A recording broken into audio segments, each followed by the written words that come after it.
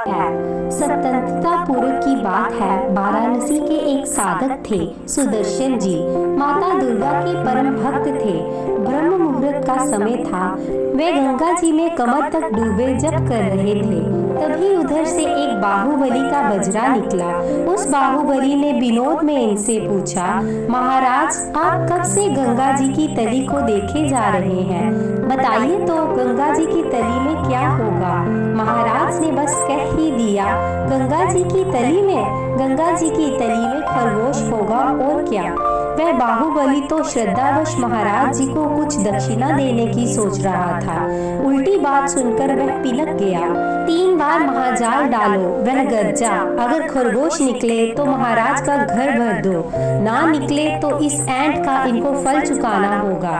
1-2 लोगों ने सुदर्शन जी को संकेत किया कि वे विवाद में ना पड़े और क्षमा मांग ले। सुदर्शन जी अपने वक्तव्य से ना हटे। अब कह दिया तो कह दिया। जाल डाला गया, कुछ ना निकला। दूसरी बार जाल डाला गया, फिर कुछ नहीं निकला। बाहुबली ने क्रोधित दृष्टि से सुदर्शन जी को देखा। सुदर्शन जी के माथे पर शिकन तक न थी। अभी तीसरी बार बाकी है भाई, वे मुस्कुरा रहे थे। क्रोध में जल रहे बाहुबली ने आदेश दिया, डालो जाल डालो। एक आखिरी बार और जाल डाला गया। जाल बाहर निकला तो सबने हैरत से देखा, जाल में 2 जीवित खरगोश थे।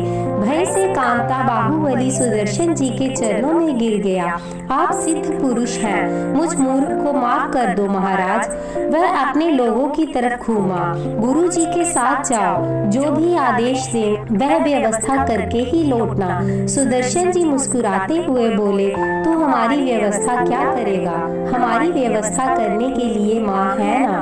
तू अपनी राह जा, हम अपनी राह चले। काशी की संकरी गलियों में सुदर्शन जी अपने घर की ओर जा रहे थे कि उन्हें एक थप्पड़ लगा। वे अचकचाकर खड़े हो गए। सामने एक सुंदरी किशोरी खड़ी थी। तू जन्म भर पागल ही रहेगा क्या रे?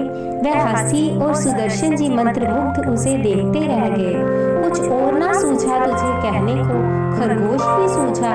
देख तो चूनार के जंगल की कटीली झाड़ियों में खरगोश ढूंढते पकड़ते मेरी चुन्नी तो फटी, हथेलियों से खून निकल आया।